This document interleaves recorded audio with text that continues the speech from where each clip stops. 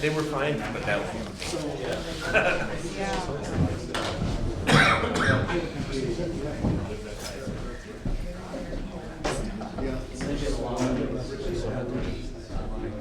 Yeah, no, is there any way? We should have 14 press that were attending. That rather than them. I didn't send you yet, no, I'm doing this one first. All right. Just get an email to Tracy saying if they're I'll be able to see. That makes me laugh. Number, so That's so much.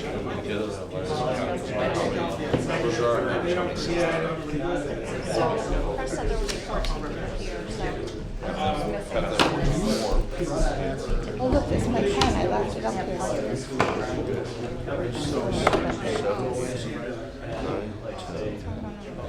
You send it as like chocolate chip cookie. Yeah.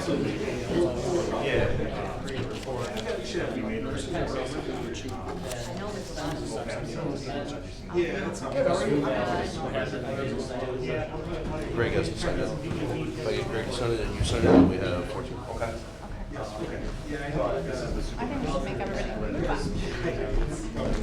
Yeah, they like stuff like that. I showered today. I told you I could do it or not. Yes. I haven't brought it along, so I put it on for everybody. So down on the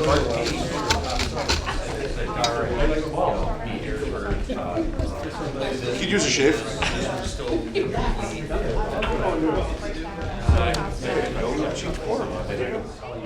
Thank you. Yeah, right. Yeah. Because what they're providing. Print up and then, this way it's saved. It's electronic. It's not going to print up, get a copy, and then put it in the members' files.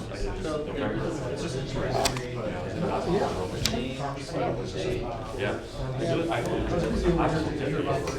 They don't get it.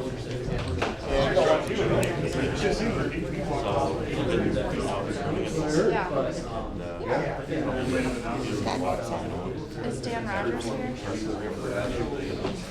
No. Yeah, Dan's back there next to Greg, in the middle. No, not Mark. Dan. No, he's not here. Three autos.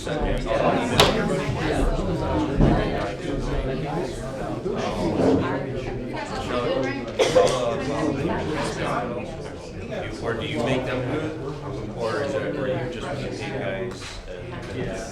I'm crazy. This is the fifth year, we're in the 15th year of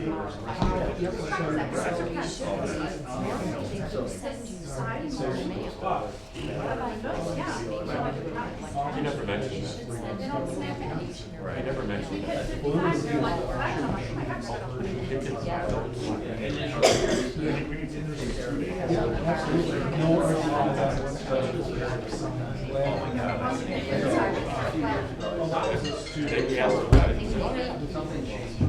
Is that something that we should?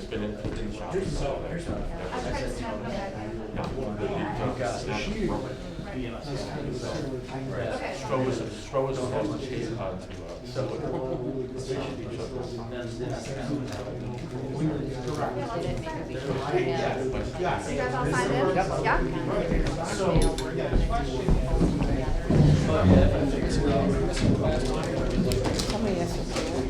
Where is it? I'm going to hand this around. All right, I was gonna. So if you want to make an announcement, it's being circulated. They should make any changes, and if their name is good, they should initial. Is your name good?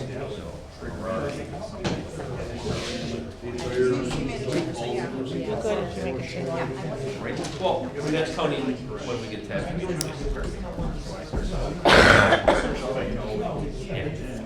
We get on rescue and, fire standby. So I'd like for drinking at the pool. Yeah. Pool. Did you initial your changes? I go 7 days. I initial all mine. Okay. When I'm at work, it's 7 days. Well, yeah, well, we would have got you.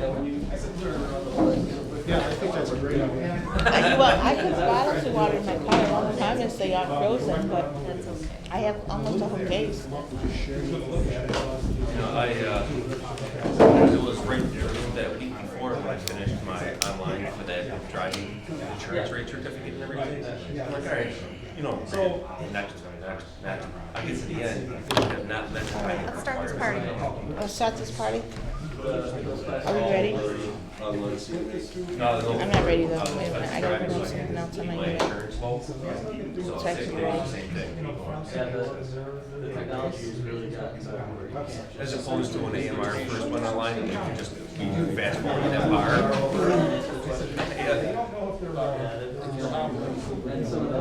Send some of your stuff. Yeah. Yeah. Well, I had to do it with 3 hours. Hey Scott, are you ready? Alright. It's okay. You guys, oh, that's good.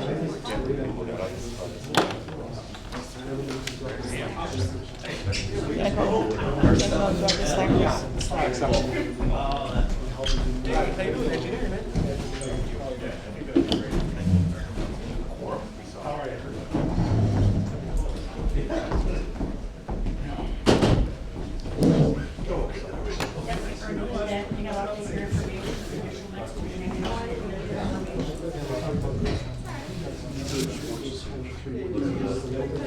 As soon as my secretary comes back, I don't want to make her be late and keep her notes.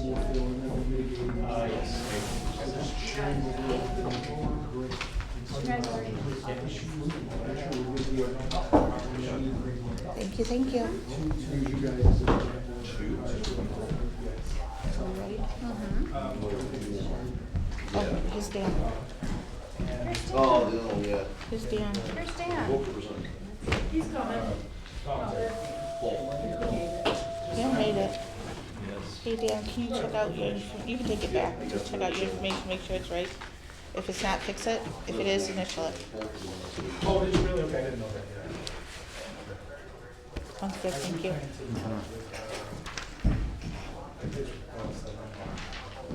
Which one?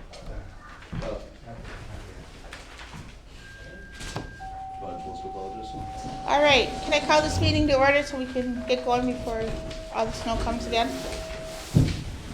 Shall we stand for the Pledge of Allegiance? Mr. Yo, would you lead us, please? Pledge allegiance to the flag of the United States of America and to the republic for which it stands, one nation, under God, indivisible, with liberty and justice for all. Public comment. Wanted it on the record, submitting on behalf of the City Ambulance 2 original applications and a deposit for transfer of operating authority. Okay, I will pass that on To me? back to you, yes. We should probably give that to somebody else. All right, I could pass it on to another member of the committee then. Yes, Greg, Okay. you would take it? Greg, you taking it? Yes, sir. Thumb drive's a digital copy, you might just give the Kevin to upload. Transfer. Give the password. Any other public comment? Approval of the September 4th, 2019 minutes.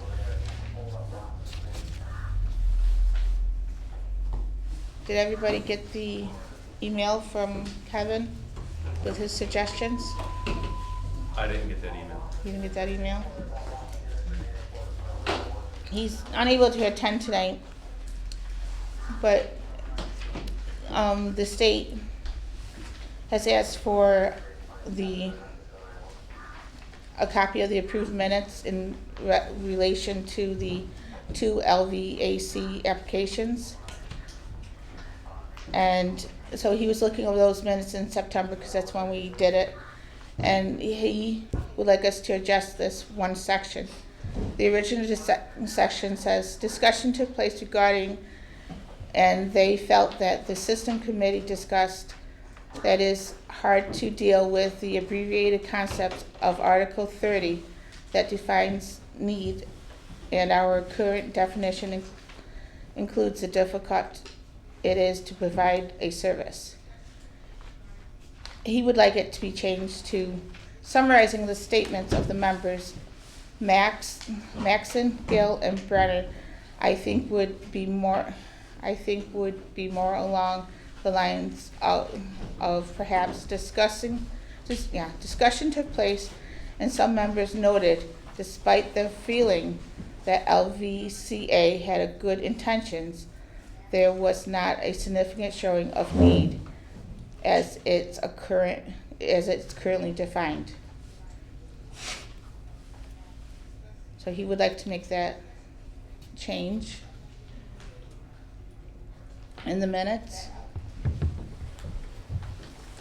Mr. Brenner? I move to amend the minutes as recommended by Attorney Mahoney, as his amendment is consistent with the transcripts produced by the stenographer, and it summarizes the discussion as a whole as opposed to a direct vote. I think it's appropriate to make the amendment. Second. I have a second. Maxon. Tom Maxon. Yes.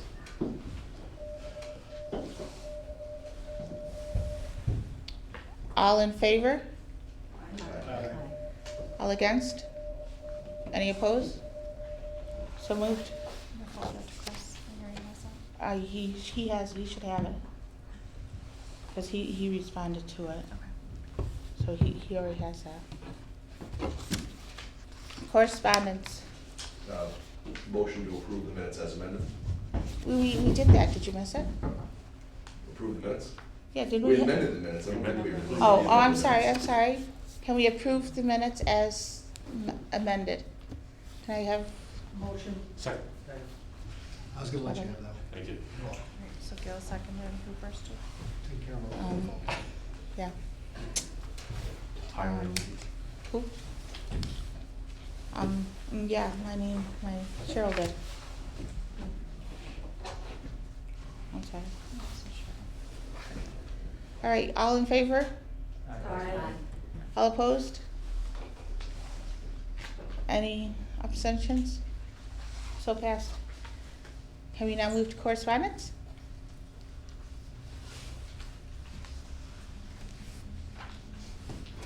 Chris, I have the correspondence via email. And the correspondence log.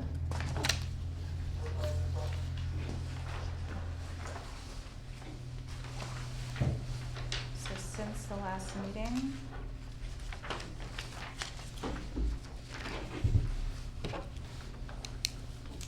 Want me to read through them all? I don't need to read through these all, do I? No, does she? They're I available believe for you read them into record, but don't report them, right? Yeah, Yeah. read them. Read them? Okay, so on September 2nd, Kevin Mahoney, paperwork for Alvac, Town of Alden and Village of Alden, EOT application. On September 10th, Hogan Willig, invoices for services for general matters. On September 16th, Ken Peterson from Erie County, council membership application. On the 16th, Wyoming County Emergency Services, change of course sponsorship administration. On the 24th, Hogan Willig, invoices for services for LVAC in the Village of Alden and LVAC in Town of Alden. 9/26, Ron Barrett, Buffalo Fire, council membership application. On the 7th, Erie County EMS, course applications, CFR original and renewal, Stouter from Harris Hill, and EMT original and refresher, HAP, Buffalo Airport. October 7th, Wyoming County, course applications, EMT original and refresher, Lab, the Attica Fire Department. On 10/7, ECC, course applications, EMT refresher, Mazurowski, ECC North. 10/16, Hogan Willig, invoices, services for general matters, LVAC, Town of Alden, LVAC, and Village of Alden. 10/21, Hogan Willig, letter regarding outstanding balances. 10/29, Erie County EMS, course applications, EMT original and refresher, Patterson Buffalo Fire. Also 1029, Twin City Ambulance, course applications, EMT original and refresher, Bronner, Twin City. 11.6, Hogan Willick, invoices for services for LVAC, Town of Alden, LVAC and Village of Alden. 12.16, from ECC, course applications, EMT original, Zemrick, ECC South, paramedic original, Quilo, ECC South. 12.16, AMR, change in core sponsorship agreement, CMAC representative. 12.16, New York State Department of Health, Greg Gill's representation on the New York State Emergency Medical Services Council expiration. 12.16, ECC, course applications, AEMT original, ECC South, EMT original, Adolph, ECC North, EMT original, Cleveland, ECC South, paramedic refresher, Quilo, ECC South, EMT original, Harning, ECC North. 12.19, Gloria Grant Alfonso, Advanced Assisting Individuals in Crisis course, being held on Friday, February 7th, 2020, and Saturday, February 8th, 2020. And finally, 12.27, Hogan Willick, invoices for services for general matters. Do you have a motion to accept? So, Do I have a second? Second. I don't think we need a motion. You don't need a motion? You don't need a Just a motion? file. You don't need a motion to file this? I just got motions all over the place. All right, treasurer's report then. I did submit the budget statement and report, through December 31st. Spent to date so far is $14,835.30. There was also a list of the transactions. Does anyone have any questions on what I distributed so far?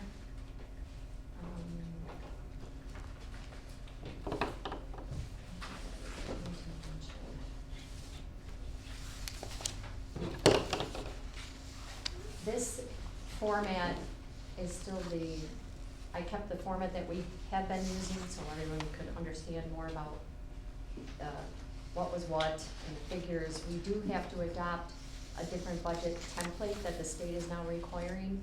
I did mention it at the last meeting, and I did talk to some of the members that we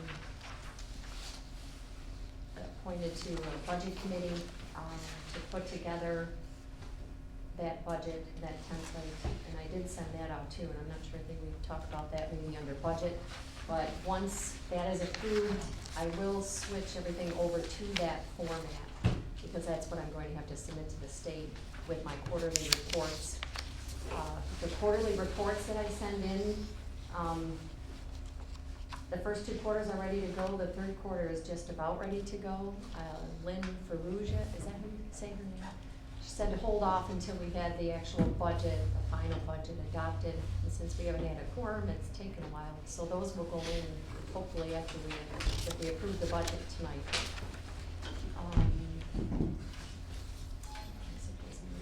There was a delay in one of our quarterly payments to our program agency. Lynn had said first not to pay anything until we had the budget adopted, but it was taking so long for us to get to that point.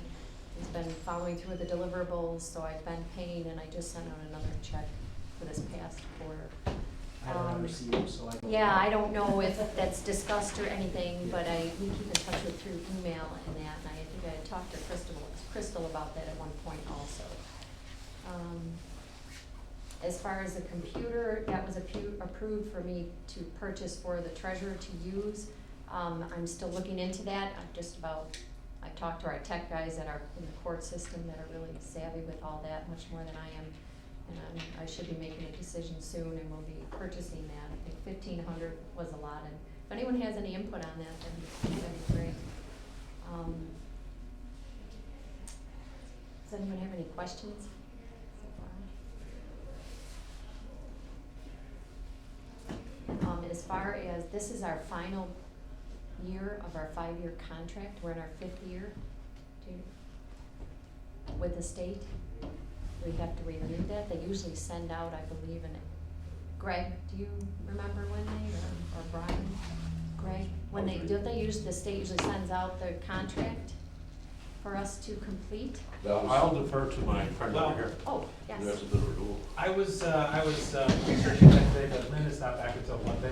Okay. So I will, Yeah. I'll follow up. I just didn't and let wanna, but you know, one I time- did send her an email, and I checked with a couple of the folks, I wasn't able to get any other information as to what the dates were or any of that information, so. But she's back Monday, and I know, there's program agency meeting Monday and that kind of stuff, so maybe, you know, we can get information back to you on Monday. Yeah, I just thought we'd make sure we look for it and Gotcha. get going on it, that'd be great.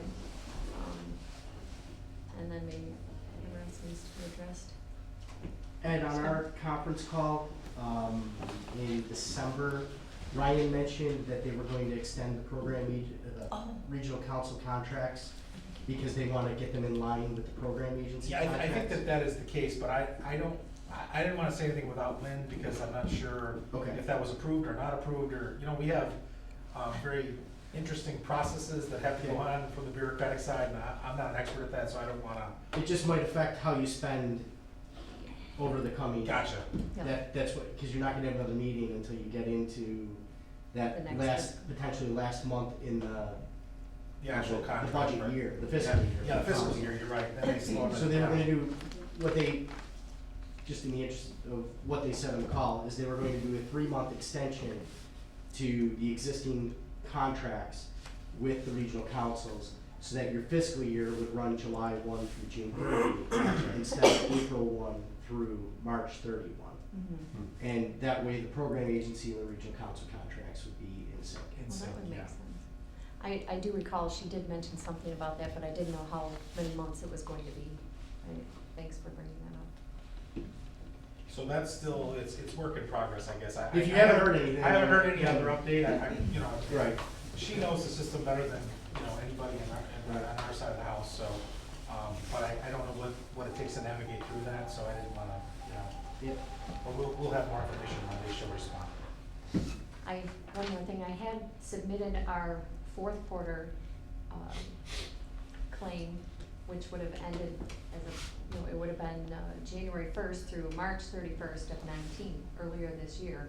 I submitted it within the 30-day time frame, but the state did not approve payment of that because of, I had to go back and forth with Lynn on explaining and justifying all of our expenditures and providing paperwork, and she has been very good to me and patient, and we've got it finally all figured out. I did submit a claim for $889, and there was about $1,600 that the state is not going to reimburse us for. One was the $1,000 deposit that we put on, we had put down for our annual awards dinner. And there was some monies for the secretary's stipend, which we are no longer, that's no longer in our budget for this year anyways, so. So we do have a check for $7,200 and some $89. But now, does that mean they're not gonna approve the award center? That's another thing. They're not. With what I'm going to submit, they probably will not cover, they're not going to reimburse us for any food that we incur. They may do awards, I'm not sure. I'll Maybe bring that's that up something tomorrow. Greg could speak I'll to bring it up. during his, yeah. So, okay, I think that's it. Is that Rick, it? you on the finance committee? I mean, Huh? I need a Are you on the motion. Central Finance Committee? Yes. I need a motion. No, because it's on file. All right. Medical Advisory Committee, I have nothing. nothing? New York State Council, Greg. Meetings next week, the last one was back in September. They have a number of different things popping up. A couple of protocols we've gone to, statewide protocols, but there's still a couple of places that have their own special ones. One might be the largest 5-borough area in our state. They want their own protocols, even though they essentially say the same thing. There's a little modification, so that's up for a vote this meeting. Also, Mercy Flight Central is putting in protocols that are basically the statewide protocols with a couple extra things for air medical. They're pushing to go to computerized based testing, which is a good thing. So instead of the third Thursday of the month, you're having to gather yourself up to come in for a written test. You can, there'll be 27 or 28 different, I think there's 2 in reachable in our area, where you can go in and do the computerized test. The real good thing about it is if you pass, you're an EMT as of that moment. You don't have to wait for a card. In the old days when you got your on-site scoring, you'd have to still have to wait for a card before you're certified. So that's a good thing that's gonna happen. And I think they wanna push as much as they can for it. I think it was $28 a head or something like that. So we've seen a considerable decrease in the number of people coming, because the county is a regional testing site, and we see the number of reduction and consolidation, where we used to go to the, where the state used to go to the classes and do the test there. Now they're consolidating it down into the training academy. So wherever you take your class, you can expect in Erie County that you're gonna wind up on Broadway for testing. What about Wyoming County? I'm not sure if the Rochester would be a regional. If you haven't gotten anything changed yet, don't worry about it. I haven't, It's a long ways for people from Wyoming County to drive, and it's gonna drive. There's no site been identified for Wyoming County. Yeah, not that I There hasn't know. been any clarification on which way we're gonna go. yeah, so, It's gonna be a long drive for people. Either way. Well, right now, for the EMT classes, you can still do the on-site stuff. right. So, changes, I mean, if you haven't noticed with this new director, there are changes. A lot of the changes are for the good, things that I think everybody's wanted over the years, but we wanted to change, but we don't want to change, you know? We'll just have to adapt to it. And places like Wyoming County gonna have their issues. We're still discussing regional faculty requirements. The regional faculty program kind of stifled for a while, and then Andy Johnson, years ago, decided he was gonna renew it and get it going, and then Andy moved on, and so now it's pretty much McAvoy and a group of people, which is a very interesting email trail. It goes everything from regional faculty need to have master's degrees in education, stuff like that, down to, you know, it's not a master's degree thing. So there's a broad opinion by people. So we're still trying to narrow that down. Hopefully we'll have something worked out in the next meeting or two. The WEREMSCO is gonna hear the appeal of Webster in Monroe County. The interesting case that the municipality that was granted after 2 years their full certification, because as you know, municipalities could just fill out a piece of paper, get in, and function with their operating certificate. But 2 years later, you still have to prove your case. Right? Well, according to the folks, they didn't prove their case, and the Monroe Livingston group turned it down. So now that's coming to the state for an appeal. I got a funny feeling that, and this isn't gospel, but I got a funny feeling the WEREMSCO is going to overturn the regional council, and I'm drawing on 2 sides of this. You've given the council responsibility to do something, let them do it. Now, those under the law and stuff like that, there's always an appeal process. All right, so we'll see what happens. I don't know for sure what's going to happen, but I just got that funny feeling there's going to be a reversal. And I think I'm done. All right, Erie County, Greg? Oh, Oh, wait, I gotta, When you said regional testing sites, you were just referring to the practical skills exam or the written? No, not the practicals, the written. The regional, your practical skills will go to the, whoever's doing the course. Okay. I'm hoping that for Erie County, we're gonna create a regional skills testing day or 2 and try to end the classes at the same time. Now, if you have a big group, you know, I don't need to be, but the classes of 6, classes of 12 and stuff like that we still need to do, to consolidate them, not only for logistical purposes, but for financial purposes. Because you need an IC for each one, you need a PSC for each one.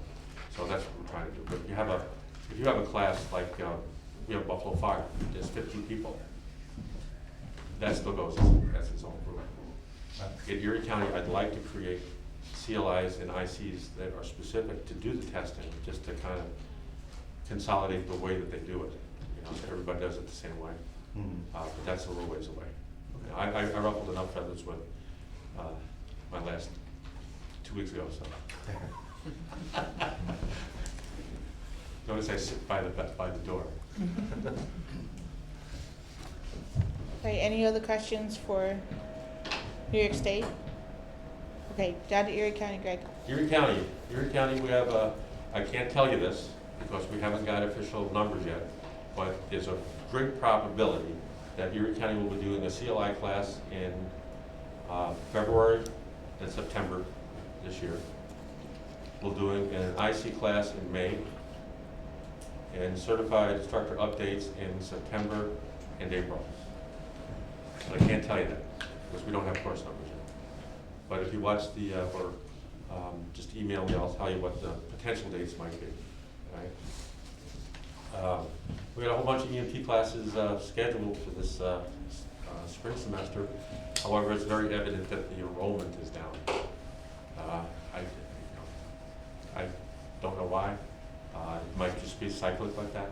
But we're also getting hit pretty hard at the county in people doing CME research.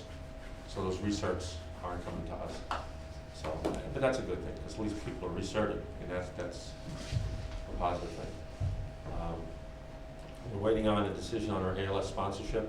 If we do get an ALS sponsorship, we've made agreements with Damon College to host it. So we'll be doing it out of Damon College.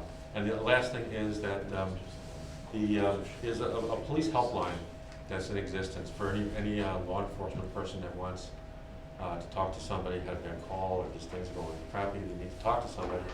They call this helpline, and a peer, and also a peer that's trained, talks to them and tries to help them out and give them direction on where to go and to find stuff, makes arrangements for them and stuff like that. Just something to help people out.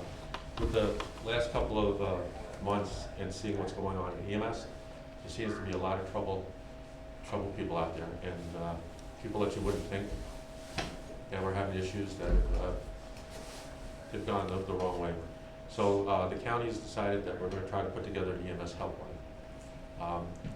The county's going to support it as far as the phone systems, the answering, the initial setup of getting counselors in and stuff like that, and then we're in the just the early stages of it. It's probably going to be 2-3 months before I get anything really up and running. So my question here is, I came up with an EMS helpline because it was prompted by some EMS people that had some issues and wasn't dealt with. But in the last couple of weeks, there's a number of firefighters that have had some issues. So I'm curious as to what your opinion is. Do you think it's beneficial to do an EMS hotline and a fire hotline, or just an emergency responder hotline?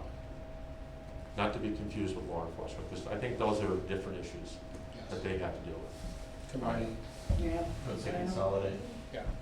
I appreciate that, because it'll make it easier for me and keep costs down, but it just makes sense, all right? If anybody's interested in participating, talking to us, and or giving suggestions and stuff like that, I'm open for that.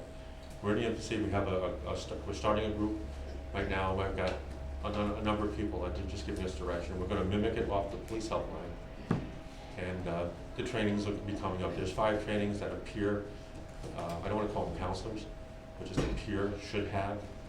The last one being how to deal with people that are intending or be able to read suicide and stuff like that.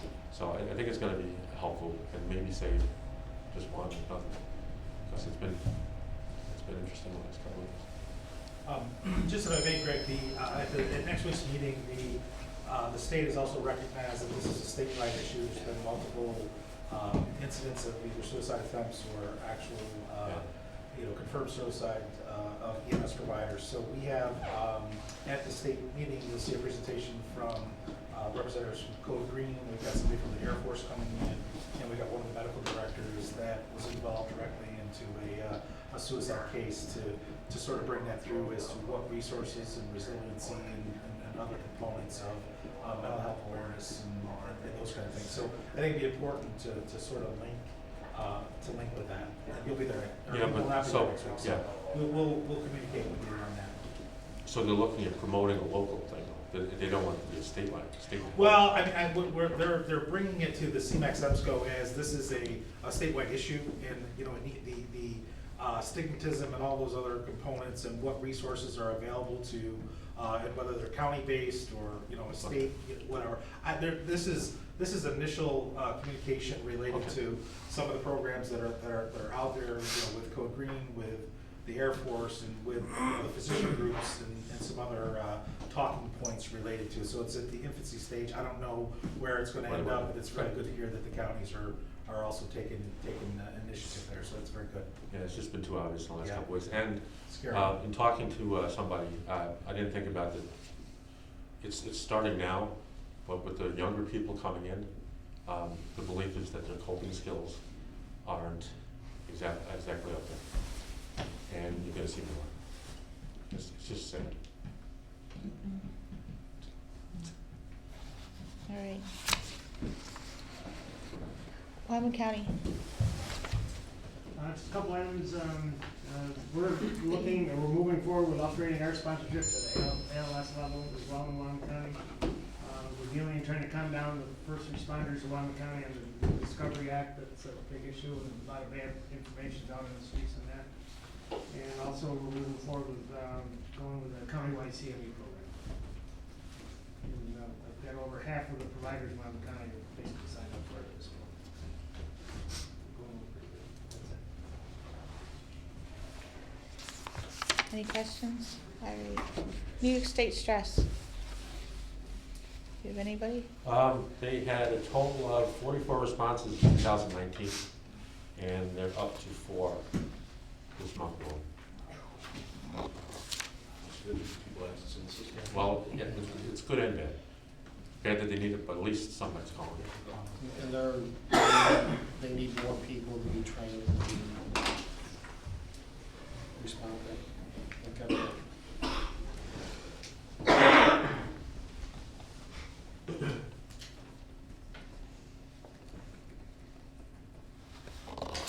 Any questions for New York State stress? Down to committees. Budget?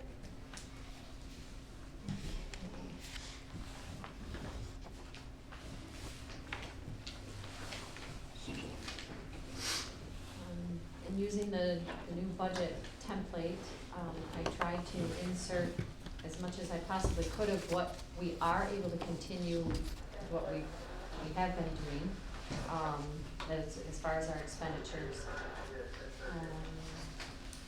Does everybody have a copy, or I do have copies up here. Do you all have a copy? Are there any questions? Anyone does have a copy? I did include, of course, our, an amount for our legal services. That's for general counsel matters only, for Hogan Willig. Tried to estimate about what we've done spending. Last year was an extraordinary year with, we had extra costs because of the incorporation and so forth. So, also auditing services, which this year, towards March or after the budget year, I've been in contact with a company that has done it before, a firm. So as soon as I get my new computer, and they'll help me set up that kind of our financials, and then too, we can go through, to do an audit. I guess it's not required every year. I've talked to the state, I've gotta find out exactly what the requirements are. Our program agency, currently the expenditure is the $12,000 per year, and I listed, some of the tasks that are included or what their deliverables are in the MOU that we have, and that, I guess, are we still working on possibly updating that, or how do we work that with the new contract here? Maybe I'm getting into too much here, sorry. That's all under contractual services. Tracy has recommended, and she's on the budget committee, to have more description of and breakdown, would be more descriptive, and what, like, who's our legal services provider and so forth. What else? Yeah, so just on the contractual side, most of the budgets that we work with the state, we have to provide very specific information, like who's the vendor, how are they selected, what is the scope of work, individual budget breakdowns within that scope of work, and then a monitoring component, like who's responsible for monitoring completion of the scope of work. So that would be my only recommendation for the 3 contractual services that I listed. And we can do that, Tracy and I can, she said she would help me expand on that part of it. I included the new computer and software for the treasurer. Wasn't sure Lynn Ferrugia said we can utilize certain monies for training equipment. I'm not sure if anyone has any ideas as far as that. We can purchase equipment, but it has to be owned and kept by the council and loaned out. Yeah. That's an interesting concept, because we used to do that, and they told us we can't do that. I remember that. You might want to step outside for a second. I remember that. Because that's what we used to do. We used to sit there and buy AEDs and equipment that sat on the side, worms, and then we'd give it to core sponsors so they could do it, and they specifically told us to stop. As long as it's available to everyone. Can't be any specific earmarked for any specific agencies and so forth. Yeah, but we have no place to put it. Right. I mean, you have to put it in Right. an agency somewhere. You still have some of that stuff in your garage in the back? Yeah. Brillo doesn't take worms off. That they got from 149 Fresh Road? I'm still in love with that CPR mannequin. I did my first mouth to mouth. Had the hair, everything. Under operating expenses, I included copy supplies for paper, printer cartridges, things like that. Postage, there was something mentioned by a couple of different representatives from the state about council officers' liability insurance that we should look into. I think you talked to our lawyer. I don't think we need it. You know, I'm We're not covered. sure if that's something we need. The interesting, Article 30 specifically indemnifies us Yeah. acting in our capacity. Well, that's what I was, But it's for good to the know. officers, there may be an E&O component, Yeah. so Well, it's probably worth asking Kevin about. Yeah. Until the action comes from the state. You're protected by the state until the action comes against the officers from the state. From the Did it drop you? You're not covered, Cool. because that's what happened in the WEREMSCO. Well, no, the members of the council. are Oh, yeah, protected. you're right, but no, you're talking about I'm not talking about the officers of the organization, that's what No, I I said. thought you said I thought you were talking about officers. Oh, I said E&O liability if the officers might make mistakes, the members are indemnified. Okay.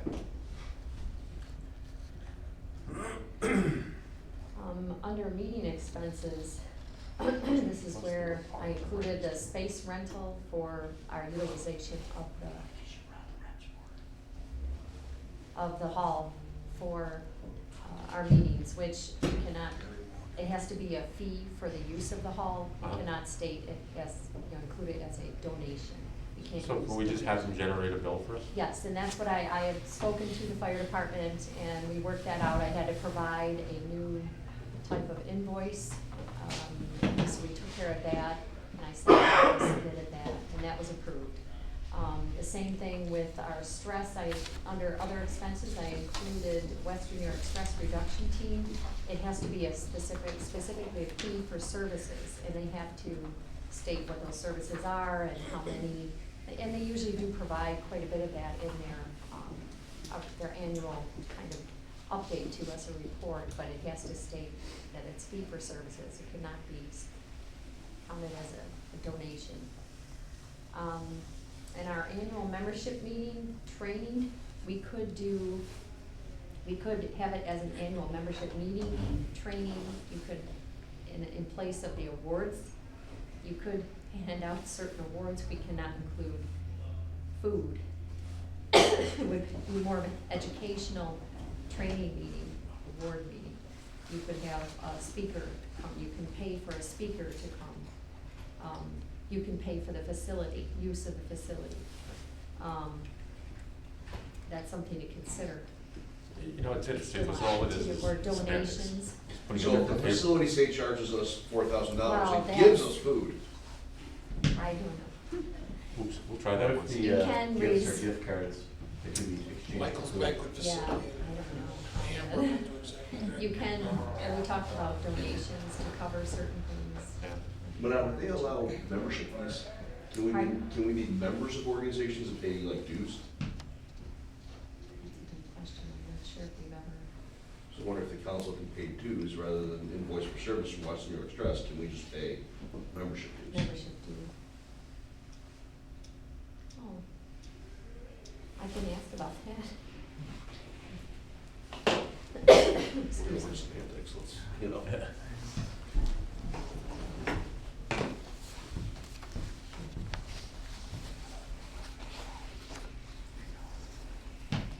So of course, we can no longer count anything to do with food for meetings and so forth. Part of the reimbursement for the fourth quarter, I was saying, they did pay the $100 and some that was in there. That was the last time that they'll cover any kind of food. Are there any questions? Is there something you'd like to see included that's not, something you think should be taken out? Can council members be issued a per diem for attending, whether, for like, I use the county card to get here, but a number of people use their personal cars. The other thing is a per diem for the fact that you're coming here at dinner time and stuff like that, something that we could issue to the council members just to cover their cost of coming here, of eating away from home, stuff like that. There is a page that I did not include, it doesn't have anything listed on it, or even any examples, but, I guess you can include certain mileage for members. If that's something you'd like to consider, it's something you can consider also for the upcoming year too. Well, it's up to the council, but I mean, again, it doesn't faze me in the least, but coming 20 miles from someplace in your private car, some people come further, I mean, I don't know. What do they do for, Semsco, Greg? I know they cover the Semsco, they cover the mileage, travel accommodations, they cover meals or no? you're given a per diem, Yeah. and it's not a receipt per diem either. It's just Straight. straight, which is cool, so it's all, alcohol is alcohol. Well, I had thought about including your expenses that you may have for the state meetings or whatever, but, I guess, does the state cover that? They give you a per diem. They give you It's per diem. $49 a day, I think it is. And how you spend it is the way you spend it. You don't have to turn in receipts. Oh, I see. So for every time you go, you put in on your sheet $98 and then you reimburse it without question. For the mileage, because I use the county car to get there, just costs us a little faster. I don't put in for the mileage, but if I use my own car, I can get, what, 58 cents? 57 just came out today. 57, I don't know. The federal rate. And plus the tolls. So they do reimburse for tolls if you give them the easy pass sheet.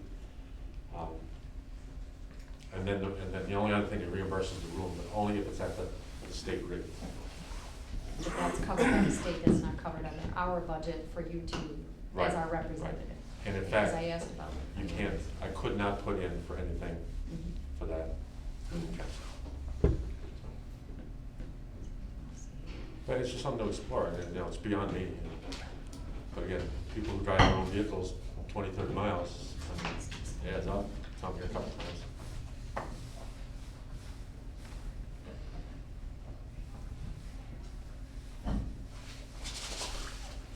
I will inquire as to the membership dues and travel.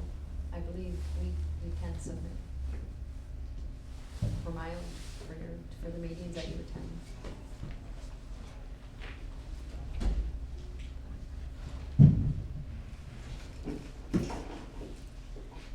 Anything else? Glad not to be the treasurer. Yeah.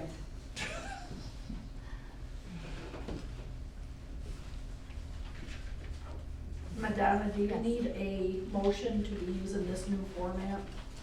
I do, with the figures, if there's any changes that anyone would Do you need a like motion to suggest. approve the budget or a motion to be approving the new format? I'm approving the budget that's included because of the adjustments that had to be made, from what we approved, I think it was in March for this year. This is, I I guess, kind of amending it, utilizing the new template with, the figures, the different figures in the line items as the state has come up with them. Okay, so then therefore I make a motion to approve the new budget from 4/1/2019 to 3/31/2020 on the new format as required by New York State. In view of the potential change to the fiscal calendar, do you maybe want to take those dates out of your motion? Well, that's what this budget is listed as right now. Right, but we're anticipating we're gonna get communication in the next couple of weeks that'll be. They'll deal with the process. Yeah. I mean, It should. I'm not anybody, but they said right out on the call that they're working through all those logistics and how it's going to fold into existing budgets, and there's gonna be no loss of revenue, yada, yada, yada, yada, so. No increase in revenue. Well, there won't be an increase, I'm sure, but, No increase in revenue. well, you're not gonna be expected to go to the quarter without any expenses. Right. They're just changing the dates. They're essentially talking about an amendment to your existing contract, not the dollars. The dollars would still transact, so.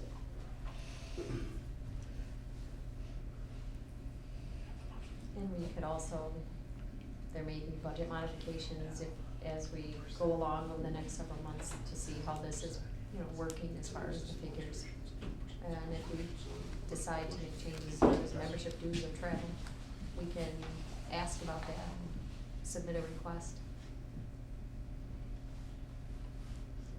Right, So Carol has a motion. we have a motion. Do we have a second?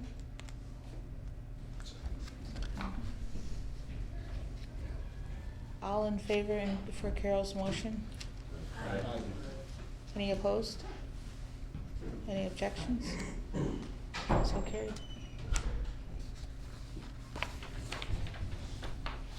All right, membership.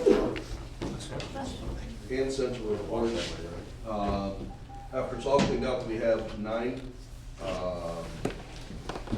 regular Erie County members. We have 8 regular Wyoming County members for 17 regular members, and then 4 alternates listed. There are all 4 alternates are currently from Erie County. We have 5 applications for Erie County membership and 1 application for Wyoming County membership. I would suggest, I guess, in order that we make a motion to move our 4 existing alternates to regular seats, vacating the alternate spots. Then we can discuss the candidates who, the Wyoming County candidate is, I think I'm pronouncing this correctly, Heather Hagan? Yes. Correct. That's correct, okay. So the Wyoming County candidate is Heather Hagan. We could put forth a motion to approve her as a member, have discussion, go from there, and then go to the Erie County applicants, if that seems right to everybody. Yeah. Smoke it. All right. Somebody move something to it. I make a motion to approve Heather Hagan as a member of the council. I'll second it. Okay. All in favor? Aye. Any opposed? Any abstentions? So carried. I make a motion to move the 4 alternates up for Erie County to be full members. Second. Okay. All in favor? All opposed? Any objections? So carried.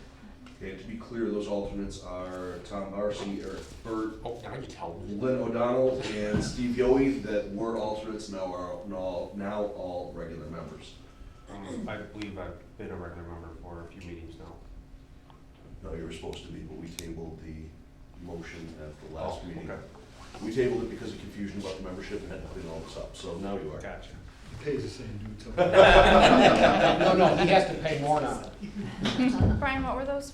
Barcy, Yoe, Burt, and Barcy, O'Donnell? Yohe, Burt, And O'Donnell. and O'Donnell. Yeah. Okay, there are now 4 alternate vacancies. We have 5 applications for membership, all 5 are from Erie County. They were received in the following order: Michael Shaw first, Sean Halsman second, Brian Goyette third, Ken Peterson fourth, and Ron Barrett fifth. Certainly, interested in whatever discussion there is, consistent with what we've done in the past, I would think we would approve them one at a time in the order received, so that they would move from alternate to regular in the order received, but again, open for discussion or. To my knowledge, Robbie Meyer submitted about a year ago. I'm not aware of any applications submitted, and he's not on the correspondence list.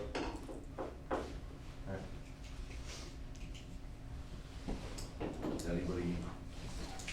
So you're saying, Brian, that typically that's the way it's done, application date has been the way we've proceeded? Historically, we've acted upon the applications as they've been received. Occasionally, we've received more than one between meetings. We've never had 5 between meetings, but the 5's also a function of some of the other issues. And I'm assuming too that when we move in that general direction, that the assumption is all of them have qualified, all of them have filled the application out properly, and all of them would be awarded membership if there was just one single applicant, right? Provided this body votes to approve them, yes. Every applicant's up for discussion as an applicant, so that's why I would suggest that we do one motion at a time per applicant, have discussion if appropriate. Do we ask them to come to the meeting? Sorry? Do we ever ask the applicants to come to the meeting? I know that's something that used to be done. It hasn't been done since Don and Tom, the meeting that they were approved at. It's been hit and miss, Craig. It's a process issue that I know that Ann and Chris and I talked about. We need to get together and really hammer out a better application process and a better onboarding process. But there's no consistent practice one way or the other. We certainly could invite them to the meeting. I would back up again and say, we just moved quickly on Heather Hagan for an open seat. Well, that's fine. So, same thing with everybody. One second, Myers, M-E-Y-E-R or M-Y-E-R? M-E-Y-E-R. M-E-Y-E-R. I just want to see if he's in the minutes at all.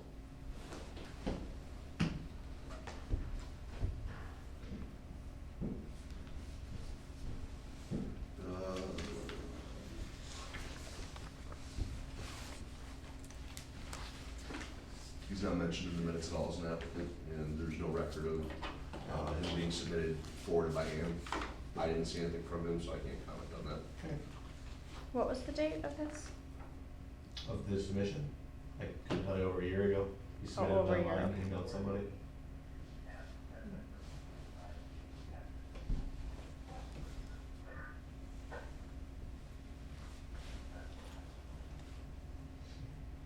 If you can't find it, it's fine. I text them, I'll resubmit.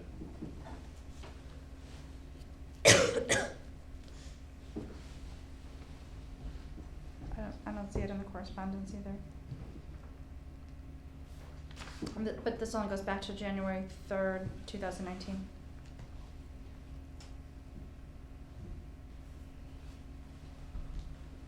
I didn't have it in the 17, 18, or 19 logs, or any of the minutes dating back to 2012, if that helps, Okay. or doesn't help.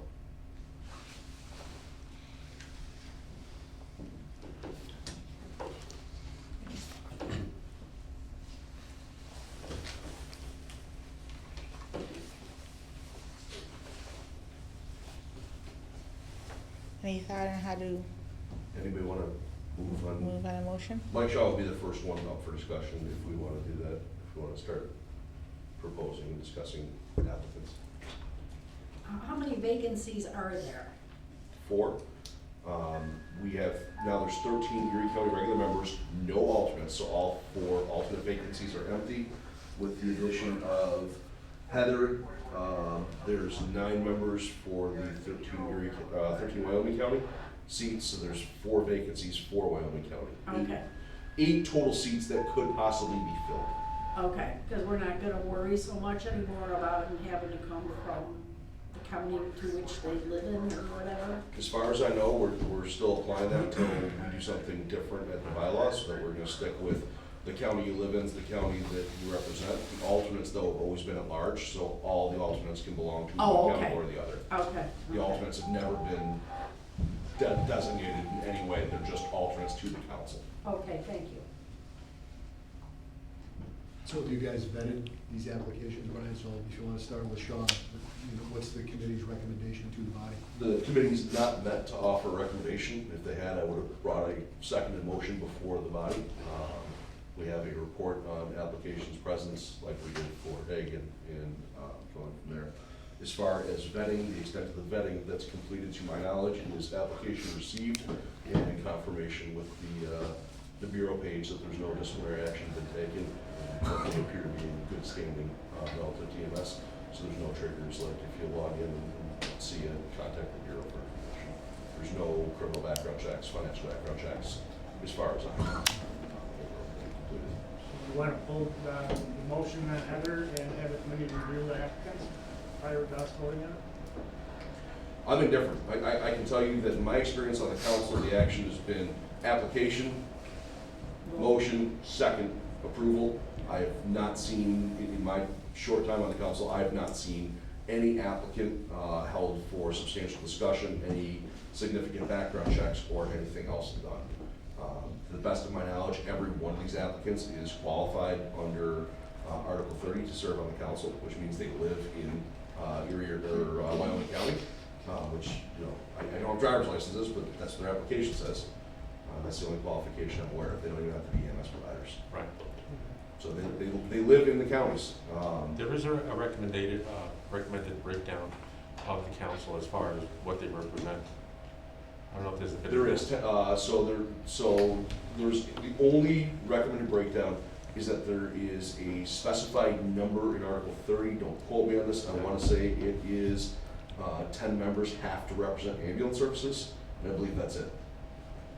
And then the rest is recommended that there should be. People interested, I'll grab it for you, make it easy.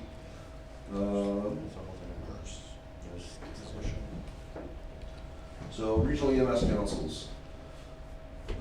Each regional council should be comprised of at least 15 but no more than 30 members to be initially appointed by the commissioner with the approval of the state council from nominations submitted by local organizations, blah, blah, blah. Not less than 1/3, so it's 1/3 in our case. Not less than 1/3 of membership of regional council shall be representatives of ambulance services, and the remaining membership of the regional council shall consist of, but not be limited to, and then there's a list of representatives for emergency medical care, physicians, nurses, hospitals, health plan agencies, fire departments, emergency rescue squads, public health officers, and the general public. So we've got a pretty broad net for that balance. Years ago, what we tried to do is we tried to fill in one, each one of those little categories. But it's too difficult because you don't have the number of applicants. So I think bylaws and membership need to have a conversation. We need to create designations. You can see our sheet just has names on it. Yeah. Who here represents an ambulance service? Who here doesn't? We have stuff to clean up for sure. But I will also suggest that it's going to be very hard for us to consistently get 14 members for quorum out of 17 members on the entire council for us to be able to clean anything up. We have interested parties and we have no red flags I am aware of for those parties. I suggest to everybody that we act consistent with our past practice, discuss the members here as we've done in the past, and approve or not approve as we've done in the past. Sounds good. Brian, when did the applicants come out? I don't have dates on the applications. Now you gotta be switching between stuff. 3 fingers away, though. Hopefully this. No, it's not, it's a different thing. He's no longer an alternate, I guess it's not talking. So dates I have for, these are not in order. For Hagan that we just approved, that was September 17th. For Shaw, April 10th, 2018. Holy. Is he still interested? I don't know, we're gonna find out. For Halsman,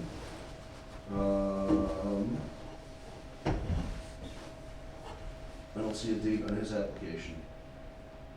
For Goyette, August 20th, 19. So somewhere between April of 18 and August of 19, Halsman submitted Fair to his. say that these interested parties have been waiting, either Yes. for a meeting where there's quorum for it to be acted upon, or spot as Correct. alternate to be opened up, which was difficult because there wasn't a quorum to move alternates into the original position. I Right. think so to wait on these for any further discussion, we've already met what past practice shows is what the council is fine with approving. I don't think there's really any stance to wait on this, especially if we're concerned about. In regards to Michael Shaw, he's been through some personal challenges lately, so maybe because it's been dated so long out, you might wanna reach out to him and see if he still wants to be a member or not. I think that's fair. Can we make a I motion? think I would caution against that because he's the first in our order to act. Yes. And if we don't act on him, I would say if we make him a member and he declines the appointment, Okay. that's fine. Okay, that would work. I think that's safe to say in any of these motions for these members, if they choose to accept it, then they've accepted it, if not, we move on to the next. I think that's the better decision would be to approve or not Okay. approve. But they're personal issues. I don't know that personal issue, that would be his decision. It wouldn't be a prohibition on our side. Okay. I So do you want support a that. motion for each or motion? I would take a motion for each so that we have them in order for, For Shaw. so a motion for Shaw and a Second. A second. I don't know. Alright, Shaw, Go on. Go on. who had the first motion? First, First. First got it, and Bert had the second. All in favor? Hang on, just for Oh, the okay, wait a record, minute. Shaw's application again dated April 10th of 18 says he has a desire to be a part of the leadership and development of our EMS system. That's his statement of interest and intent. All right. Ready to vote on the motion? But you have a motion. I have, Yeah. yeah, a motion and a second. All in favor? All against? Any abstentions? So approved.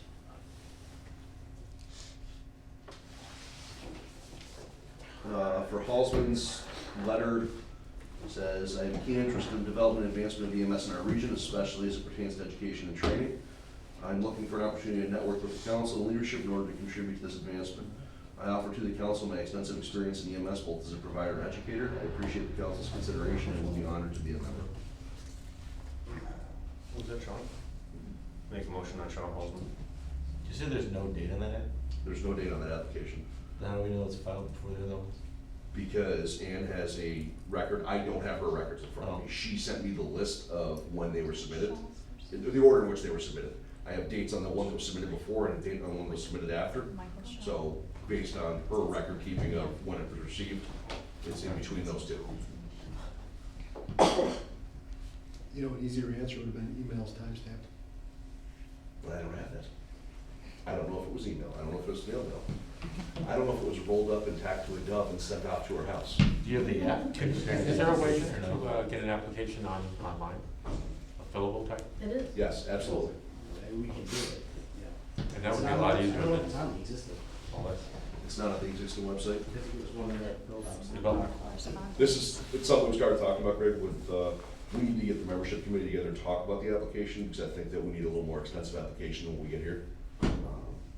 You know, maybe including some waivers, like, you know, Ed's not sniffing around to put me in trouble for something. Yeah. So is there a motion to approve? There's been a motion, no second. Second. So Maxine had the second, who had Yeah. the first? Bert? Bert? All in favor? Aye. All against?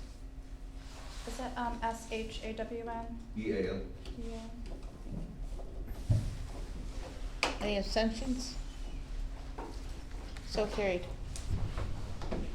For the third application is Brian Goyette, received August 20th, 2019, lists affiliations East Seneca Fire Company, AMR Western New York, Wyoming County EMS, Monroe Ambulance. Says, I wish to become more active in the logistics of EMS and the organizational bodies that cover our region. I have a combined 7 years of paid and volunteer experience in EMS, and I'm currently a New York State paramedic, both volunteer and paid. I motion to accept Brian as, Goya as a member. Have a Or second. by alternate, Dan. rather. Dan Dan, McCartan? yep. All in favor? Okay. All opposed? So, any abstentions? So moved. And the fourth alternate spot that's vacant, we have an application from Ken Peterson, dated September 5th, 2019. Current affiliation is Erie County EMS. Wishes to have the opportunity to work with leaders in the EMS community and creating more efficient and effective ways to overcome existing and potential systemic issues. I bring a number of years of EMS experience in the EMS community, working for both commercial accommodation and volunteer services within emergency services. Make a motion on Ken Peterson to be accepted. Second.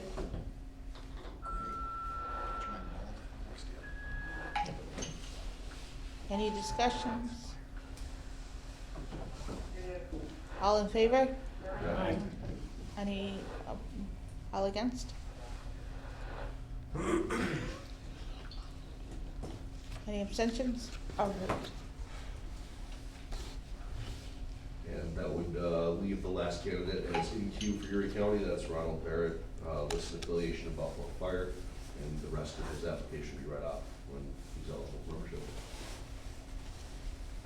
That's all I had sent for. All right. Any questions for membership? Nice job there, bud. I'm not sure. Systems I thought you did Committee. pretty good. No report.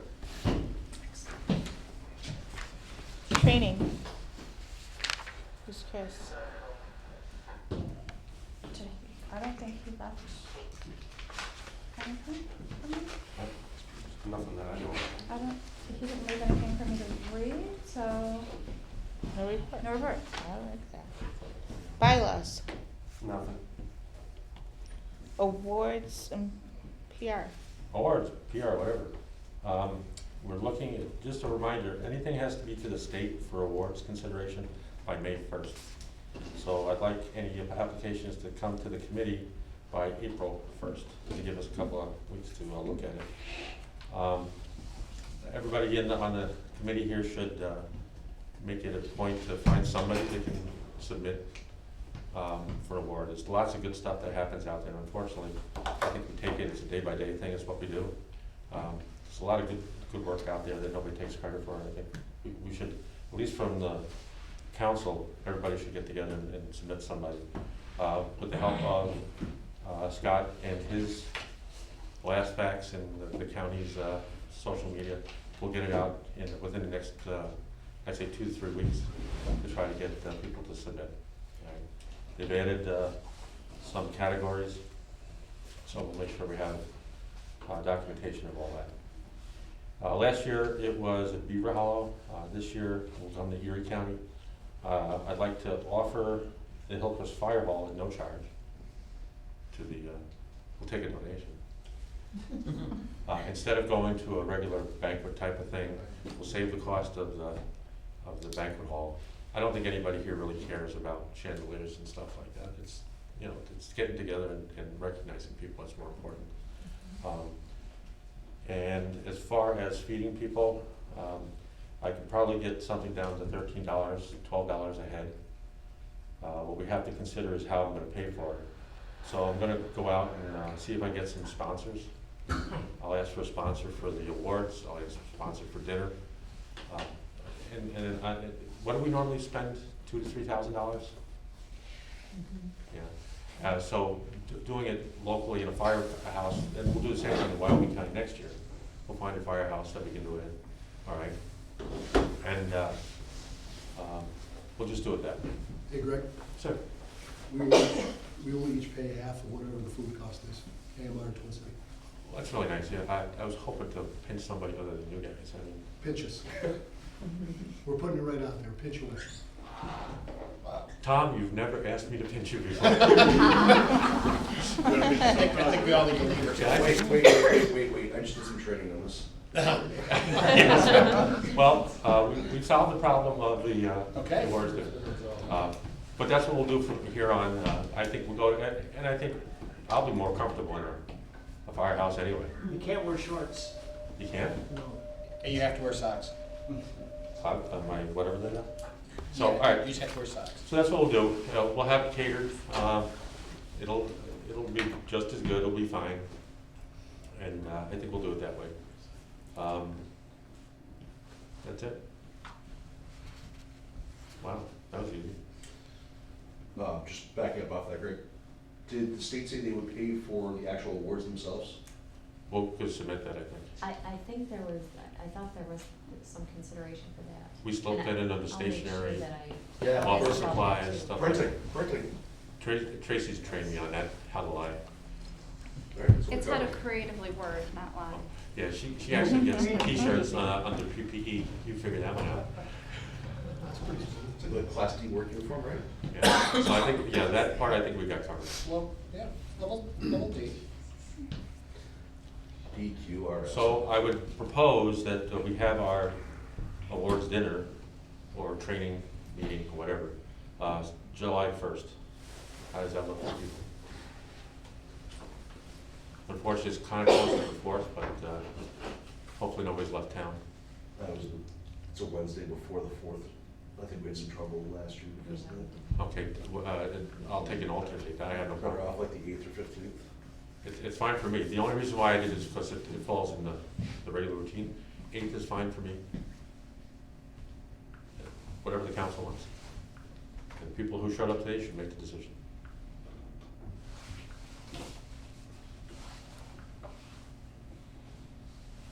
It's not softball or anything, is it? After the holiday. Does anybody have a preference out there? I That's shoot about for it. July 8th, I think. Is that, Yeah. is that July in 8th place is- of the July 1st meeting? So you'd replace the 1st with the 8th, right? Not do Mhm. both? What's the address for your hall there, Greg? 7125 Ellicott, Ellicott, in Orchard Park, no taxes and no service.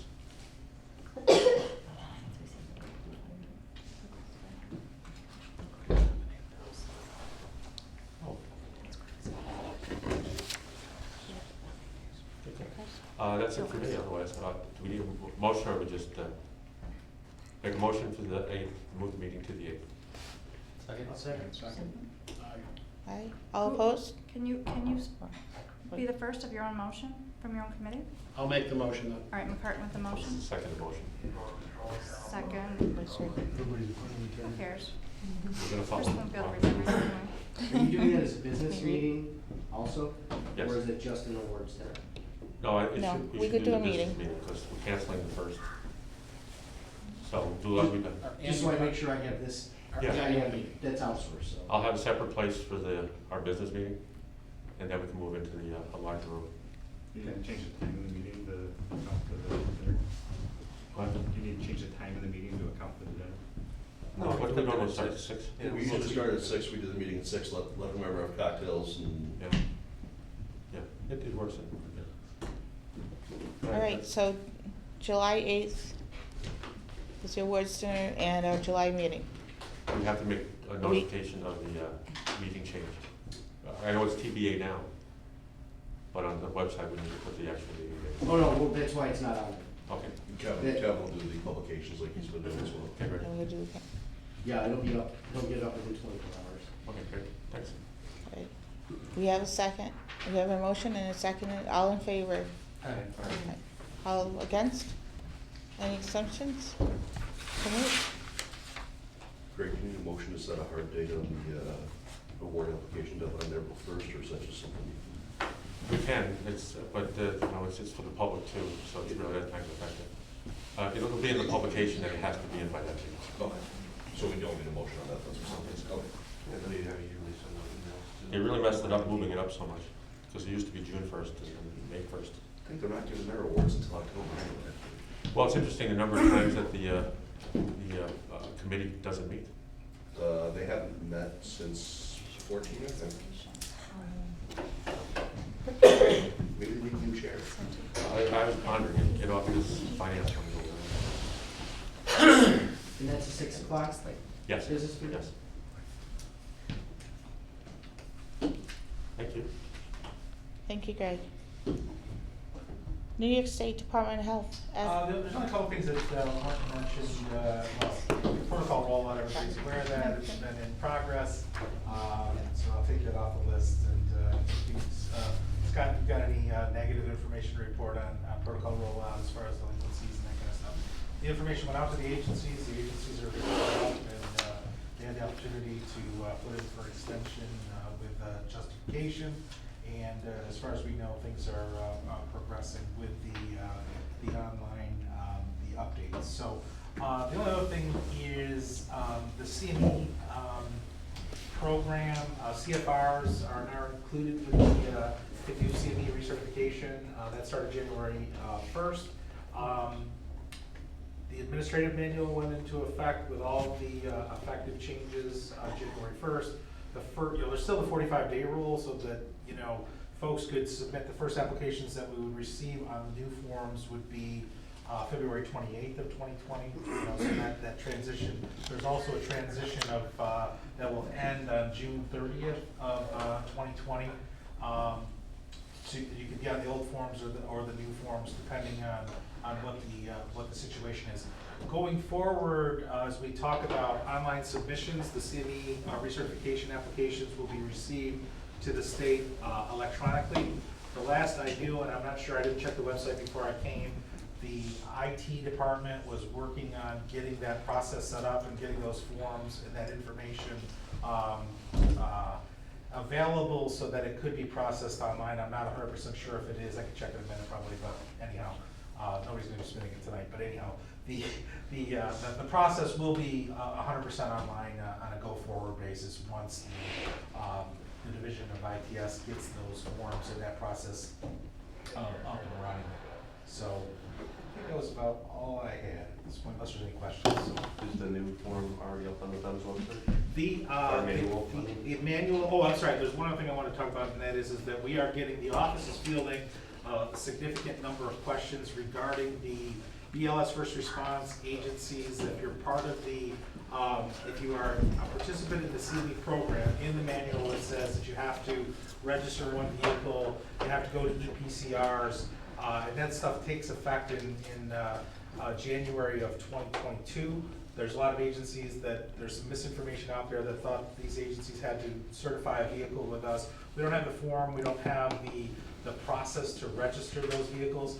Our office, and I'll be glad to share with you, I took the excerpts from the CME manual and sort of summarized it, and I also sent out, we'll send out a checklist of what the vehicles have to have on them. Currently, obviously, we're going through some regulatory reform and some equipment proposed changes, so we'll see where that, if that gets modified at all in the next, 6-8 months or a year. But there's a lot of CFR agencies that had, questions about that because they are participants in the CME program. And the state is considering open up the EPCR state bridge to offer it to BLS first response agencies, other agencies, as a platform, but that's not officially been rolled out yet either.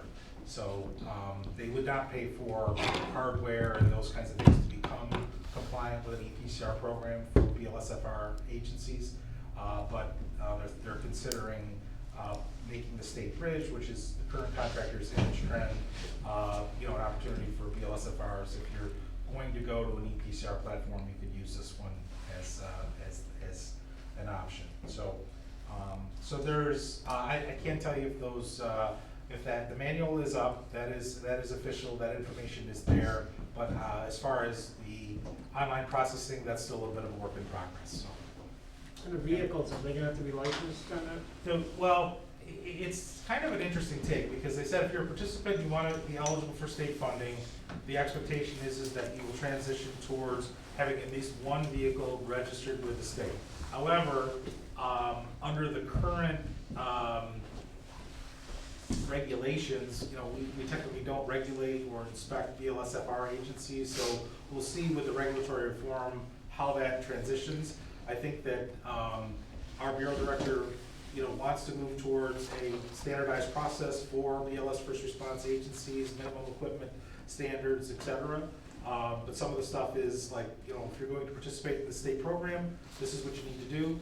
And it's not necessarily into the regulatory, it's not in regulation at this point. So, but it is officially in the approved CME manual. So, if you want to be eligible for state funding and have CME reimbursement in your BLS first response agency, the expectation is you comply with these rules. So, I'm sure there's been discussion. I don't know if you have answers, but was there any sort of impact study on the cost this is going to pass on to already hurting BLSFRs? And the second question I have is isn't this a policy shift that's really depriving the BLSFRs that historically participated in CME research programs that were funded by the state, but not in the state, and how do we do that by policy and not regulatory change? Well, I think that two things. One is that they've opened up, the CFRs are not gonna be eligible, which they're still, in order to be, reimbursed for the training and the certification process, they've added that whole group into the situation there. The equipment standards are extremely minimal, okay? And again, the state is looking to say, look, if you're gonna be in the EPCR program, we're gonna offer that to you at no cost. Now, historically, the state bridge is an EPCR platform. We have not turned that on because, state process is that every so many years, the contract ends and if it's not the lowest bidder or that contract is not awarded, we've got this program out there and we have to, modify and switch. That has not officially been, approved at this point. I think there's more information to follow on it, but. Even if that's free though, they're not funding hardware. They're not gonna That's fund the hardware. additional That is, expense. well, and keep in mind too, Brian, with the BLS first response component, okay? The expectation is not that you have to have hardware on the scene, and I think the data is important to us, but I think that also, with a sort of a BLS, either a paper form, a paper sheet that you can hand to the EMS agency and then go back to the station, log into the system. I know there's delays. My question was more about process though, because this is, the CME-based research is in Article 30, Correct. the accessibility, that's law. Yes, that is law. This is a policy statement that says. Well, it's part of the approved, the. Yeah, I'm sure this is Yeah, out there and somewhere, it's- but. It's very, it's very minimal. We're saying you have to register at least one vehicle, with the department, okay? Now, tradition, how that evolves, it certainly looks to be to say, look, futuristically, we may be looking at more, regulatory Yeah, responsibilities. I'm not arguing about the necessarily specific costs associated with the equipment or the hardware in this case, although I think that has cost. It's a And cost, my question is, how do you use a policy or manual or whatever? Well, Well, it's like. How do you change the law by policy is my question. Well, the CON process, but you can only do a municipal once, Correct. There's. because it's a yeah. policy. So, it's so not again, a my law. question becomes, Well, how do we do this? The regulation and statute is the only real enforceable, from a regulatory. So the standpoint. Bureau's So saying that we we- can't we enforce don't the policy statement that Well, would require this this? is a condition of, here's how I would say it. It's It'll inspect your car. condition of participation.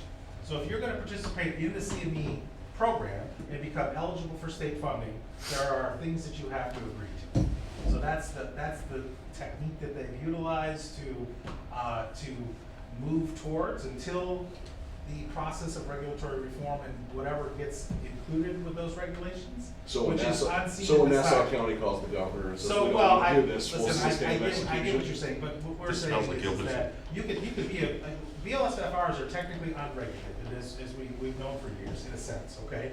So, but if you want to participate in the CME, reimbursement structure and be eligible for less hours, not have to go through refresher classes, all those components, which is, we think is good for the system, okay? Both are good for the system, you can debate either way, but, if you want to be a participant in the CME program, these are the rules. So, that they so give. functionally, the equivalent alternative is pay for the stuff you have to pay for to get CME, or pay for CME? You could argue that, you could make that argument, yeah, it's Okay. pretty clear, yeah. I think that you'll see. I thought it was. I think that you'll see, and certainly any regulation changes will be open to public comment and, due process and all that kind of stuff, but I think the component, that the Bureau Director has taken with this is, it's a condition of, participation, so that's our position on it. Okay, thank you, sir. Bill points. Yeah, no, I agree. This doesn't affect me. No, it's yeah, so there's a cost associated, yeah. Correct. Yeah, No, I agree. Thank you, I think that's all I have. I think that's it. Any other questions for your state? The executive board, December's meeting fell through. It was my shortcoming. I had to take a couple days from reality and turn my phone off. That's all I got for you. It was my fault. I just turned it off and had some nice alone time. But February 5th, first Wednesday of February, 5:30, Greg's gonna find a place for us to meet and get back to us. Yeah, you, Greg. You. All right? And I promise I will be there. A program agency report. So the report was submitted, and a number of the items that are included in the report have already been discussed. So I will skip over some of those items. REMAC preceptors, so this is something that we've been hearing a lot about over the last probably 18 months in terms of offering a preceptor course. I can't speak to the last time that that one was offered. It was early last year, maybe the end of the year prior. This is something that we have been working with the REMAC on, and very specifically, the directive had been that they really don't want everybody in every agency to be a preceptor. And we had almost 400 preceptors between Erie and Wyoming County. And so a part of what we've been working on is trying to really revet the preceptors who are out there. We sent a survey out to the preceptors to find out their intent for continuing, and if they do want to continue, how many sessions that they do in a given year. That will close on this Friday, and so we know that we've already, just from people who are on the list, in comparison to people who are no longer certified or they moved on. There were about 30 people that fell off the preceptor list in that pool. We have had 4 people to date who have said they no longer want to be preceptors. The remaining almost 200 who have responded have said that they want to continue. So we need to look at this and see if the bulk of these providers are in large volume agencies where they need a lot of preceptors to be able to do the job, or if there truly are gaps. And so we're really trying to move forward and do this methodically rather than just offer something and generate a lot of people who have certificates to do something, but maybe who aren't really actively doing it and participating, so that there's some control and oversight on this. It's not trying to be control freaks, but it really helps to manage the integrity of the skills verification program, and there's a fair amount of responsibility that goes along with it. And so this is something that we've maintained contact with the REMAC on, and we are moving forward, but just to give you an update, if you've heard anything on it, that's what's going on. Scott? Yeah. If you're a CLI, are you a preceptor? Yeah, and so yes is the answer, but the intent from the original program, CLIs or CICs, was that if you wanted to function as a preceptor, what we're hearing is, well, I'm not on the preceptor list. The two things don't actually talk, they don't really know. So if you become a CLI and you don't update the portal or we don't know about it, then we can't go in and note you as a preceptor. What the expectation from the start was that you would reach out to us and say, hey, I'm a CLI or CIC. We would note that in the portal, which would automatically populate the preceptor list. In full disclosure, I'm going to be bringing something to the REMAC at the next meeting on the 22nd. The preceptor course does not teach you how to teach in a precepting session. It teaches you about the credentialing program and how to manage it. And that is not something that's covered in a CLI or a CIC program. What I would like to do is to have a fast track, for lack of a better word, something that we can publish on our next thing I'm going to talk about, our learning management system, where you could go in as a CLI, CIC, get a tutorial on the program, and when you complete it, you're going to get a certificate. We'll get notified, we can update the portal, and you'll end up on that preceptor list. So it's been a process thing that has not been particularly smooth. We completely understand why providers have experienced some frustration with it. We can only control so much of it, but that's what my hope is to fix that moving So on the learning management system, yeah, go ahead, sorry. If you're doing that, can you get that approved by the Bureau as instructor update hours, as the additional hours, so that instructors should take that? I could certainly submit something, and it would be available online for them to see it, to know.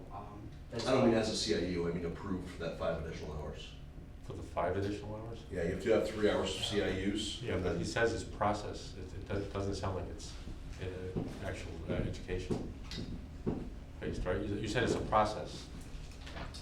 So you would go on, you would do the, 45-minute plus question tutorial, where it would be a learning management video, interactive, answer a couple questions, have an evaluation. Content, what does the content cover? You said So the it's a process. content would talk about 2013-1, the REMAC policy on credentialing.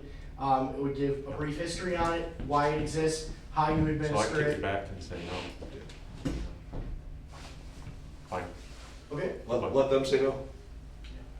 They've been saying no, and inconsistently, by the way. I know. Everything by email. Is he still here? I am here, and I did hear you, and I do understand that there's been some discrepancies in, the way things were submitted. I heard him disagree with you in a really unusual sort of way. I did hear that, so, yes. It's about it right So the learning management system that we're going to start rolling out is that there is really a library of continuing education opportunities. We're going to try to start migrating some of the grand round, the physician presentations and whatnot, get those on our learning management system. So if you wanted to see, a physician presentation on toxicology that was presented, that would be up and available for you to be able to access some of that stuff. We'd like to try to get, things for the REMAC base station course. We'd like to try to get that online, so that is available to physicians if there's updates. Other things as they're coming out, if there are CME sessions that are going on, that we have the opportunity to record and be able to put on the website. We're trying to create really that library. It's very similar to what's going on with the Vital Signs Academy for New York State, but it's different. And I think we have the ability to get more training up there and available to providers throughout the region, and give you an opportunity to get some CME that way. So you're going to be seeing that come out. There's a portal component of it that we are looking into, but they're really kind of two separate ventures that we're looking at in terms of the portal for the continuing education. So stay tuned on that one. All of our websites, so the ones that we manage, so our division website, the council's website, everything just migrated yesterday over to a new server so that they load a lot quicker, and they took care of some of the error issues that we were having with them. So there's going to be about a 48-hour turnover. You shouldn't notice anything, but really there are two different, the sites are actually on two different servers. So one person may see it on one server, one person may see it on another server. Content is going to be the same, and it should be complete by tomorrow, but we should start to see some improvements in performance with the websites. That being said, to update the council's website, we're happy to do it, but we're not going to go wild with it on our own. This is going to require input from the council, and I know Crystal talked about that at a meeting or two ago. And so, again, we're ready to go, but we can't do it without your direction because we don't want to build something that is not useful to you. Moving right along, there was one other thing. Paramedic level services, the Bureau of Narcotics Enforcement has said that they've identified protected health information that's being sent to the Bureau, and they're asking that we only submit the required forms. So don't send in the PCRs and everything with it. It's becoming a little bit problematic, and they really want to make sure that the PCRs are staying in the agencies. A number of PAD applications have come in. In terms of the protocol update, probably the take home out of all of this is that the expectation in terms of what the agency is expected to do has changed a little bit over the last 30 days. And so what we want to make sure is clear is that there was originally a form that was online that agencies would be expected to complete if they were requesting an extension only. And that is now a form, whether you want an extension or not, everyone needs to complete this form because it's your affirmation of compliance as a service that all of your providers are up to date on the new protocols and that you have records to substantiate how everyone has completed that. So copies of certificates or whatever it is. Because that affirmation of compliance is something that, as we understand, is going to shift into Ed's office, and as they do on-site inspections and whatnot, they will say, hey, look, you said that you submitted an affirmation of compliance, now show us your records that show that everyone here has the protocol update complete. One of the questions they had asked in December during this call was, so when do we cut off the protocol update, meaning who has to actually go online and do this update once we get past the magical December 31st date?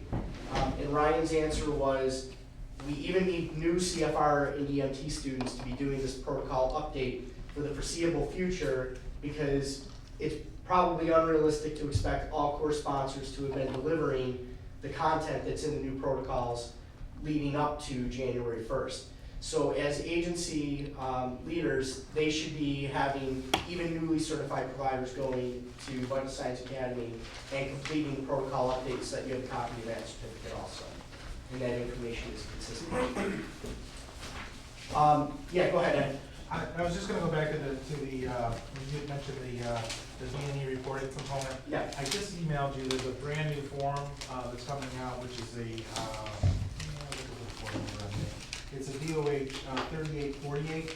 This came out January of 2020, and it's going to be, our policy statement's going to be updated, and that'll be the new reporting method.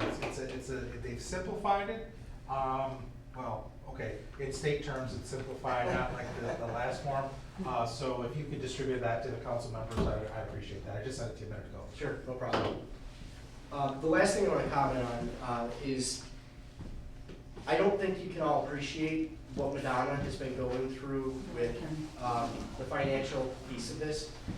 We as a nonprofit company, our controller is someone who we hired several years ago who used to work for our auditing company because we want to make sure we have really tight, very tight internal controls and very established processes for handling expenses and everything that comes to and through. Our budget with the state, our process of getting our quarterly vouchers paid with the state is not complicated. It is very straightforward. Other program agencies, it is way more complex than ours. We just don't utilize the funds in that many different categories. It's very simplistic. We went through hell. And our controller was literally pulling her head out, her hair out, and you cannot appreciate enough what Madonna is going to be going through. So, you know, as you're planning your budgets and moving forward, and as she's asking for input and things like that, please, please, please give this thought and really respect the process, because it's to the point where you almost have to get prior approval to doing everything before you even think about doing it, because they're just not going to pay it. And it appears that's already happened here, you know, with some of your stuff. They wanted stuff going back to our even prior years contracts that we were pulling out to try to get to them.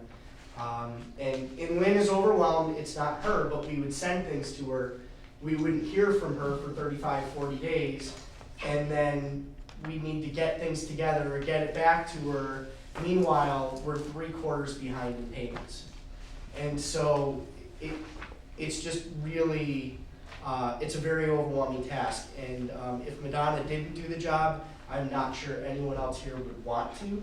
So however you have to favor her, go ahead and do that. But I'm sure she appreciates cash, Tim Hortons cards, or whatever else you can possibly do to. That might catch her with Thank No, you. just kidding.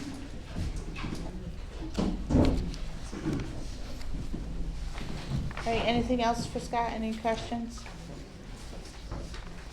Moving on with old business. Do you have any old business to be in front of us tonight?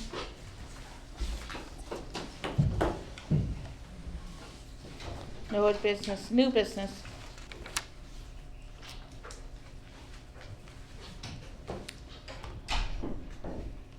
I have. Is it I think it's a typo. So shy. I think it's Oshai? Oshai. Is it Oshai? I'm like looking. Oshai Children's needs a REMAC representative. Nope. Did they send correspondence? I don't see, I just looked through here, I don't see any. I see correspondence for the other, for number 2 and number 3, and then, CMAC for Greg. There's correspondence regarding that, which isn't listed, but I don't see anything in the pile for O'Shea. Can we come back to this in 2 seconds? Yeah, Perhaps it's Ben Casper being appointed, That makes sense. No. This is the REMAC representative that the council has. It's a position board member that we And I'm thinking approve. I think it's Mark Kenyon, but I gotta, But if we don't have a letter, then let me find that. how do we act on that? I'll type it as. I was saying to produce a letter. Because this is probably a carryover from November, and I don't recall. I don't see three. Can we, How about the suburban one? yeah, Suburban, so there's a letter from, it's listed in the correspondence. From Dr. Felicie, please let this notification confirm the request effective immediately to have John McNamara, DO, serve as the REMAC rep for Millard Fillmore Suburban Hospital, and Joshua Lynch, DO, serve as the alternate rep for Millard Fillmore Suburban Hospital. Dated October 11th, 2019. So moved. have a motion, do I have a second? All in favor? All opposed? Any abstentions? Motion Who carried. second? Runner first. Turner. Turner second. And then number 2. That's number 2. Skipped over, there's a letter for number 2.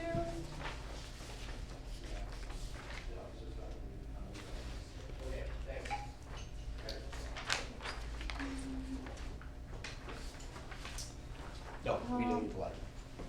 We may either renominate Dr. Bard or submit a new position to represent on the advisory committee. Please forward a letter of nomination, curriculum vitae, date of birth of the candidate, short justification of why your candidate is best to represent you on the CMAC to my attention by January 18th. And there's correspondence here from Dr. Bart that he intends to be committed to another CMAC term. Thanks for the consideration. That's mine. Move to nominate Dr. Bart to CMAC. Oh. All in favor? I was surprised to see that on there too. All opposed? We voted. Any abstentions? So carried. Just make sure that you get his CD from him. I had to track him down last time to get it, so you get his CD to submit with that letter. And Chris is gonna submit the letter. Well, it's, whatever you want I to do. so would make a difference. assume it Chris I will sent do them it. for the last term. I'm happy to send them over to Chris and he can submit them. Sounds good. And then there's one more that's not listed, and that's the CMAC. Our council rep for CMAC, Greg's term expired December 31st.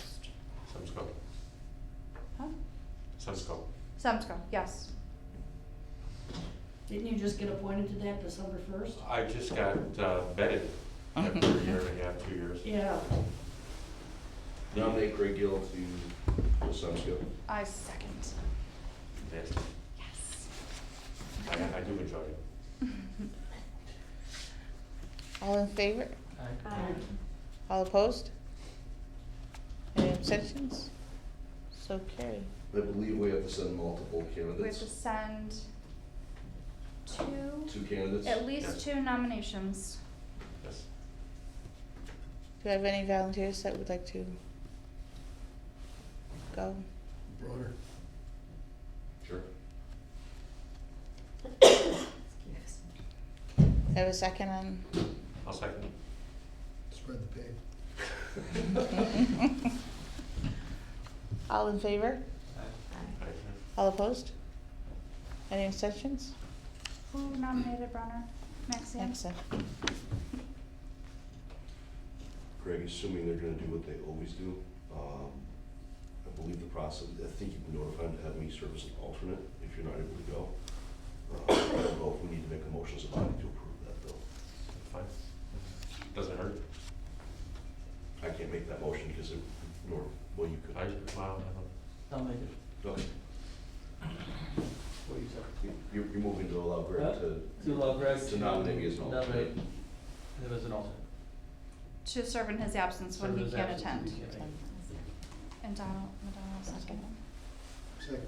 Oh my God. There is a non-voting alternate too, just so everybody's aware. We would have a voice at the table as a council, but I could not cast a vote in Greg's absence.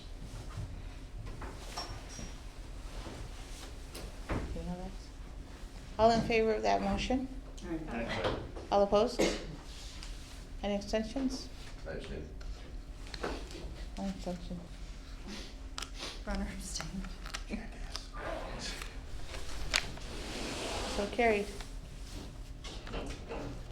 The We have no only other glasses new when you're a business, German person. what? Oh, that's right. We'll get them online. We have no glasses. Oh, Scott, do you have any on the O'Shea? We didn't, no, they never sent a letter to us. I'm not sure why it was on the agenda, but Okay. they never sent a letter. Okay. The only other thing is, of new business that I have, is in November, we missed elections. So we have to do some election officers. You believe the chair appoints one member from each county to serve as a nominating committee? Do I have any volunteers before I start appointing? I'll volunteer for Erie. I'll do it. So I could just, all right. Just volunteer twice. And then somebody's gonna have to get a hold of JT and figure out which seats are open and. Yeah. Is he retired now? He's retired. I'm His sure he last, still has an email and cell phone. yeah, his last day was the 30th. So what are we It's doing, on the elections? Elections, yeah.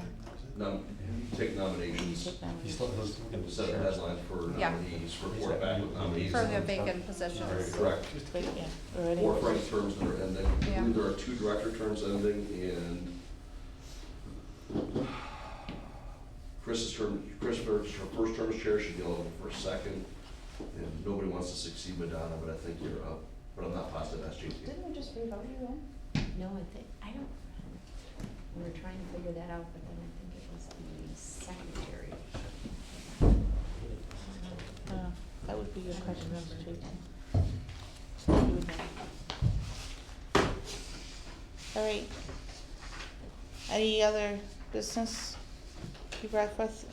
In regards to Chris losing his secretary stipend, has anybody talked to him about it, as to his feelings about it? I mean, I realize it's kind of a done deal, but I think the stipend was more to compensate him for going to the, post office and stuff like that, which he doesn't do anymore, right? Oh. Doesn't it come to you? Oh, I think that's, okay. I think that's what it was more for. Okay. Because the Okay. time taken and the use of the gas and stuff like that. He hasn't said anything to me about it. Okay. Great. Anything else? Could we just get an updated list for the website membership list? We are working on that right here. I just sent an email to Ann, updating her on what was going on. I'm sure we'll have a new list to do by the Yep, future. no problem, just so we can push it out there, that's all. Right. I entertain a motion. Memory of JT Glass. Motion to adjourn. All right. All in favor? Aye. So adjourned.